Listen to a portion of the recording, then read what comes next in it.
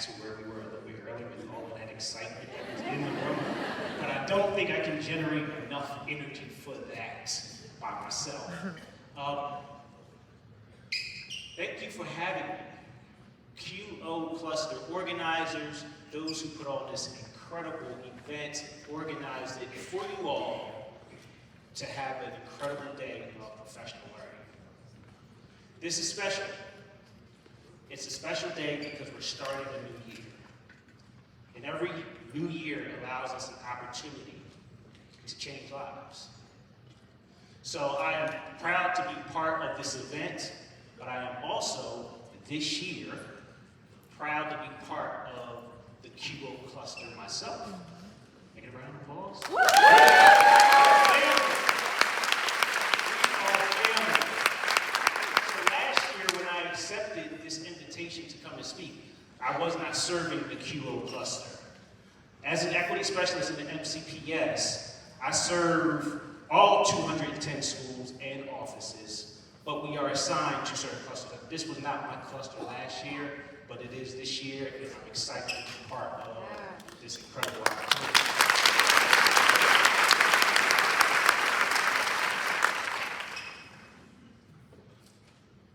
Everyone has a story. Everyone here has a story. My story begins with time spent in prison. My story begins with time spent in prison. I remember concrete walls. I remember the stale air.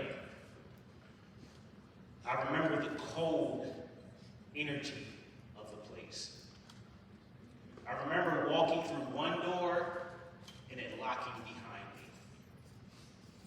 In order to move from one space to another, someone had to unlock the door and allow you to exit.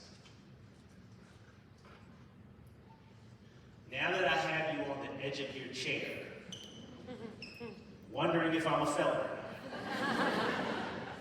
I will let you know that I served as an intern at Chester County Prison in Westchester, Pennsylvania. Although I was not a part of the incarcerated community, as an intern there, I felt the climate and I felt the culture every time I entered the doors. Another observation that I had while I was there. Me, an African-American man, if you cannot tell. I represent this portion of our societal population. In prison, I represent this portion of the incarcerated population. That led me into education. Those experiences, that culture, that hostility, that isolation, that feeling of fight or flight is an environment and a climate that no one wants to be in.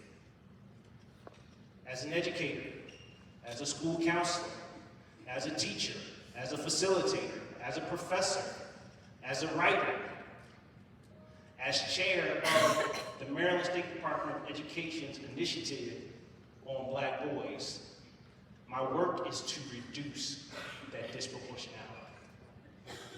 That is what I will focus on until I retire, and probably until my dying days. Everyone has a story.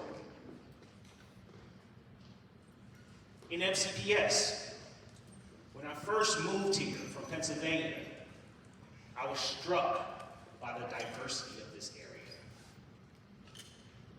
Right on the edge of Washington, D.C., our nation's capital, where individuals from all across the world come, land, and then try to determine where they might live and reside. A lot of people choose Montgomery County because we have incredibly strong school system. Out of the 24 districts in the state of Maryland, we are always in the top 2. As individuals decide why they should reside in Montgomery County, they may take notice of the varying cultures. They may take notice of the varying religions. They may take notice of the countless customs and holidays and traditions, and the number of languages that are spoken in our district. The 14th largest district in the United States, 210 schools, 160,000 students, 20,000 staff members. We cannot ignore our diversity. We have to have statements like this to keep us grounded in ensuring that all of that diversity feels valued, feels recognized, feels wrapped in belonging, as Dr. McKnight said. And this work is not new to MCPS. This is not something that has just started, this term equity, diversity. These things have existed for a very long time. How many of you were here during any of these eras, the 1990s, for instance? Anybody here that long? There's a couple hands up.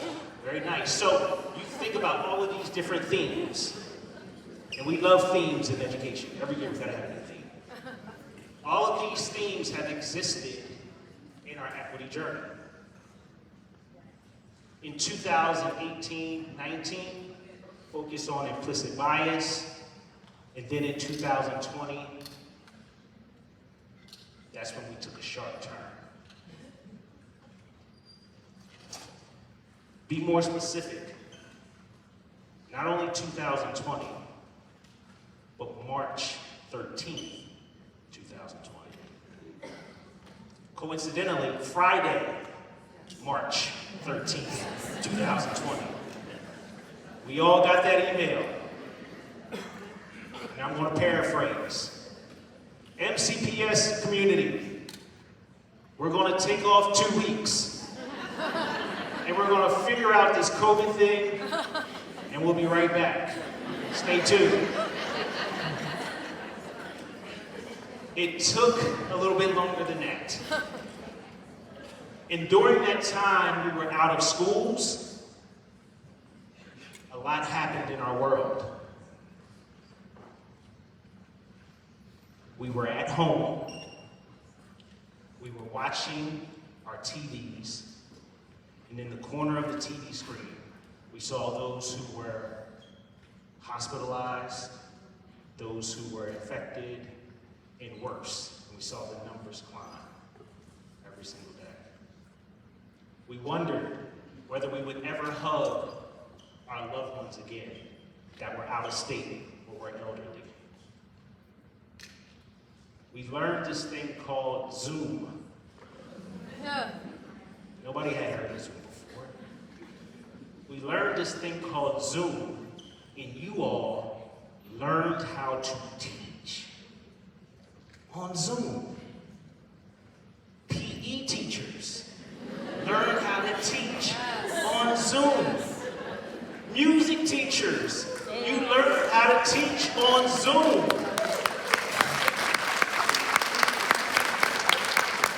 Nothing short of miraculous. And we tried to maintain our own mental health because we were stuck at home. We didn't know what we could touch or feel, whether we would get infected or whether we could go to the supermarket and find toilet paper. We never knew. But guess who else was home with us? Our own children. Oh my gosh. And I am not trying to traumatize you. Please understand, I'm not trying to traumatize you. I'm trying to take us back to where we were and why we're here today. Not only were those things happening in our own lives, but in society. You may remember the name Derek Chauvin. If that's not familiar to you, Maybe George Floyd rings a bell. You may remember racial and social protests in the streets. You may recall the political polarization between Trump and Biden. You may also remember January 6th, where there was an attempt to disrupt the certification of an election. That is when our district said, with all that's going on in the world, we've had some plaguing issues that we must deal with. And so therefore, in 2020, with the popular term anti-racism existing in the social ecosystem, our school district said we're going to study some things. And we're going to see where that disproportionality exists for our students. And we're going to do something about it. And we were probably in one of the most reflective states ever as a society. When our school district commissioned MAEC to do this audit, they looked at 6 different areas of our district. Over the last year, central office leaders have been looking at how they can impact inequities in those areas.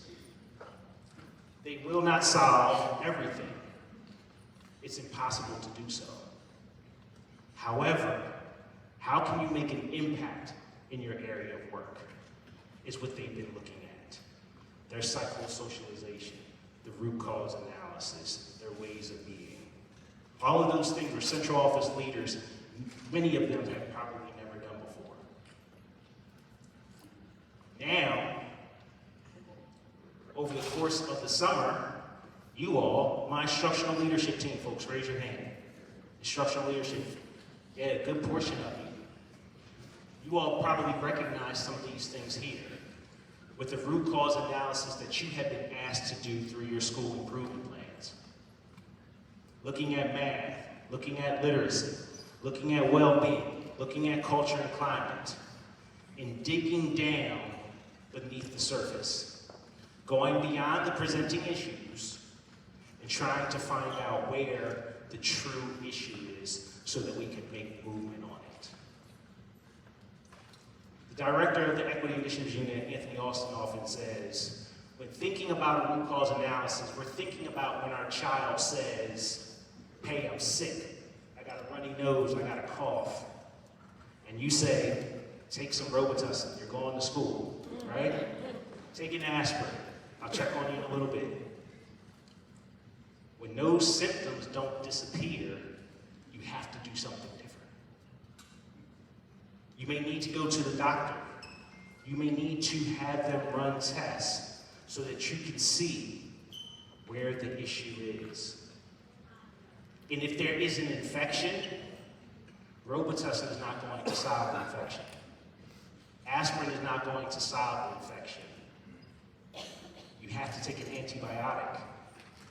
And an antibiotic is not one shot. It is something that you have to do over a period of days until the virus is gone. That's what you have been asked to do with your data stores. You've been asked to think about issues in your school community. And your principal, your school leader says, okay, what about this? And then you say, I had this thought or insight. And then they say, but why? Then they say, I had this thought or insight, but why? Then somebody else says, I had this thought or insight. And you say, but why? But why? But why? But why? Until you climb all the way down to figure out what the issue is. This is where we are in our schools. We often think of equity in terms of this image right here. If you've ever been on the internet, anybody been on the internet before? You've been on the internet, you've seen this image. What I encourage individuals to do is to look at something like this. Because the root cause analysis allows us to recognize that we need to make adjustments to the foundation. We want to fix the foundation, not fix the students. We fix the foundation, not the students. Equity work is hard work. It requires reflection. It requires introspection. We have to think deeply about who we are and how we show up in front of students. And now is always the perfect time to have that reflection. Because each of you brings something special and unique to this field. As was asked earlier, who are my youngest folks that are in here in terms of being in the profession? Your first year teaching. Stand up, please. I see one hand. Yes. I see two. I see three, four, five. Let's give them a round of applause. Yeah. Fantastic. This has to be overwhelming for our first year. What if you are in year 2 through 9? Raise your hand. 2 through 9, raise your hand. All right, fantastic. You all are the young veterans. Very nice. Years 10 through 19. Oh, this is the lion's share right here. Very nice. So you all are in a perfect spot because you're still young enough to have the energy to keep up, but you have the talents and skills to be able to do the job. Years 20 to 29. Somebody help that stand.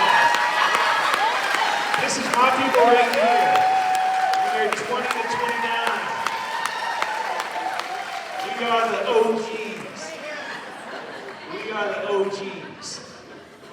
And we all have retirement on speed dial. Count them down. 30 and above, raise your hand. Yeah, this is one. Is that 30 and above right there? Okay.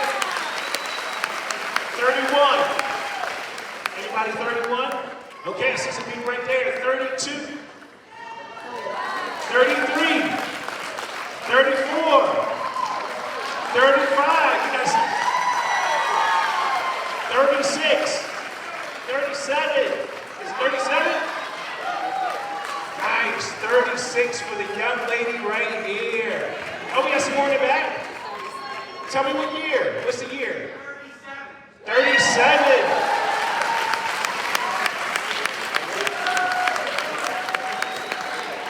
What's that right there? What's the year? 39.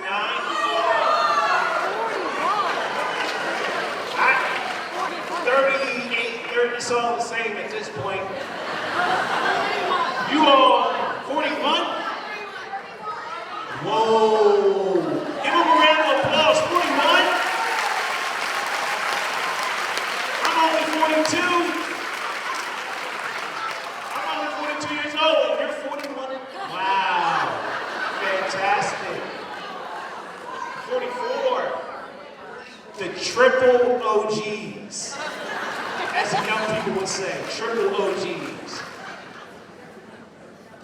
I asked you all who you were, how long you've been in the field, because that informs your perspective about our work. The people who first stood up, you all are individuals that have likely never been without technology your entire life. And it's funny, but it's serious, right? The individuals in the back, they understand what it's like to teach with a notebook and a grade book that you kind of scratch out, and the chalkboard, the whole nine, right? But the reason why I say that is because no matter what year we're in, we are still dealing with the students that are in front of us. And those students are students who have lived through a pandemic. Those students are the students who've never been without technology, right? And I would bet that all of those young people that stood up, my man, tell me why you came into education. Yes. I had amazing teachers my whole life. I want people to know. You had amazing teachers. Give it up. I had amazing teachers all my life. I guarantee you, somebody like this young man, there was an example that was set that made you want to join the field, but I guarantee you also probably said, I want to impact the future. I want to change lives. And you sat down in the interview chair and you said, I believe the children of the future, teach them well. Exactly, right? So everybody knows this song because you said it in your interview. The beauty of that is that we have to honor that. Every child is the future. Whether that child comes from a two-parent household, whether that child comes from a two-mother household, whether that child comes from the bad neighborhood, whether that child doesn't speak English, you have to believe that they are the future. And it is our job to serve them. We are a public institution. We cannot tell people, no, you can't enroll. Matter of fact, right now, there's enrollment happening at your school. I guarantee you there's someone there who's enrolling their child, and we can't stop them. Can't stop them. We have to let them in. And when they show up, we have to serve them. Because that is our job. And that is what we are called to do. And it is part of our story. So, we've talked about the societal story, the MCPS story, our school stories, your story. You are here today because education requires continual learning. Students do not need us for information. I'm going to say that again. They do not need us for information. They have it all in the palm of their hands. On TikTok.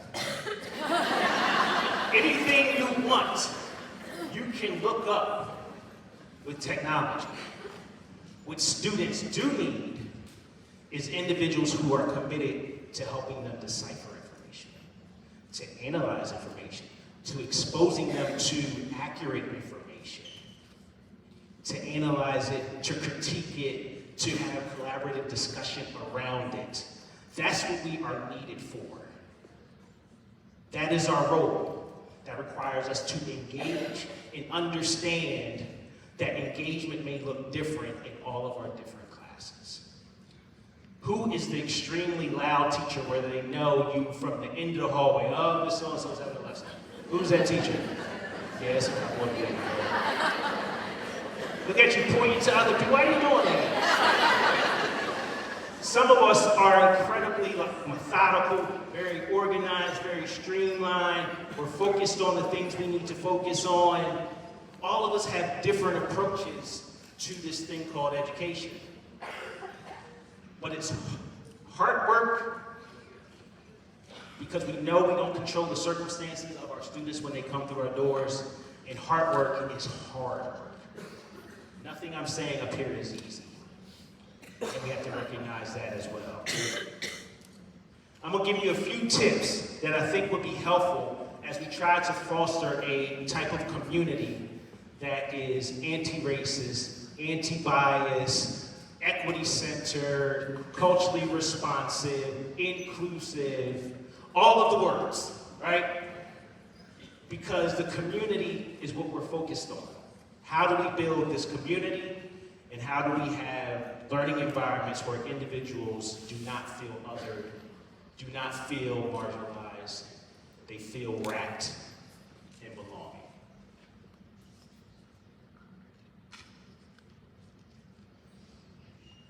There's a scholar by the name of Paul Gorski, and he talks about this idea of equity literacy. And when we think of literacy, we think of this idea of being able to read, to process, to comprehend. Certain abilities and skills that come with that. He says, when trying to build an equitable learning environment, The first step is to be able to recognize bias and inequity. And that's hard. Because oftentimes the things that exist in our mind about those persons, things, issues that are different than our understanding can oftentimes be perceived as deficits, or they can be perceived as dominance. So we have to challenge ourselves to deal with and grapple with our bias, but then we have to be able to recognize it in the spaces that we share.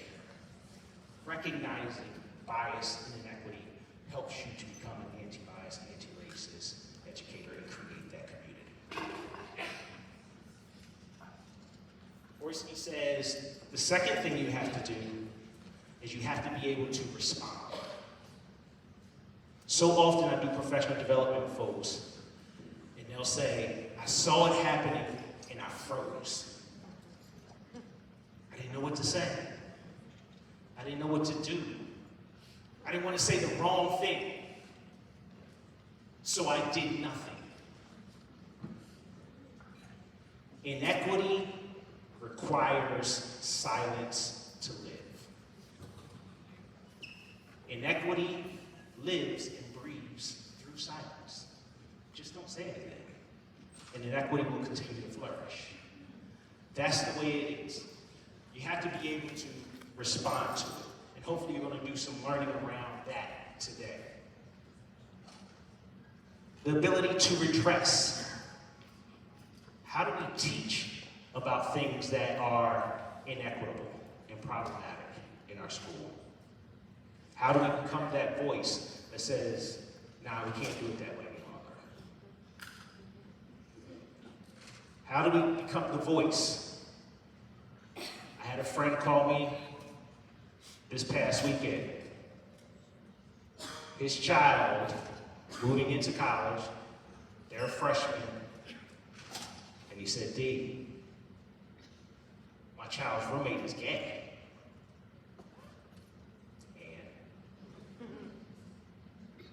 What do you mean? I said, we need to have some conversation. Like, tell me what the concern is. So we had to go and have this back and forth about the acceptance of someone's identity. We have to be able to redress, we have to be able to teach why something is wrong or problematic. And it's always easy to just say, how would you think about their family if they said something about you because, oh, his roommate's black? Right? Do what we would want done for ourselves, for our own children. Right? The ability to redress bias and equity is key. We have to teach, we have to educate, we have to inform others to be better. And lastly, like we're doing today in the QO cluster, we're trying to cultivate and sustain. We're trying to plant the seeds of what an ABAR community can look like, of what an equity-centered community can look like. And it will take continuous work. But we're here for it because we know that education is about engagement. Engagement is rooted in identity. People just say, oh, you have to know your students. That's what equity work is about. It's a little bit more than that. It's about being responsive to your students. I've been married for 22 years. Yeah. 22 years, marathon, yes. And the first 2 years, I struggled to be responsive. I gave my wife what I thought she valued instead of asking her what she valued. I'll wash your car, babe. I'll go get you gas. Hey, I'll fold the clothes. And she's like, thanks. She wanted to have some conversation. She wanted to go out to dinner. She wanted to feel valued in a different way. We have to be responsive to the needs of our students. Some students just want to see their name on the board. Johnny, July 19th birthday. They're happy with that. Some students want a fist bump. Some students want a hug. Some students just want a shout out. We have to be responsive. That's what it means when we say we want to know our students.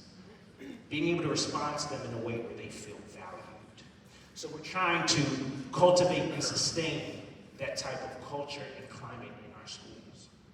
And again, that's been a big thing for me because of my experience at my intern, which still drives a lot of the work that I do. So repeat after me, QO. We are either changing something. Repeat after me, QO.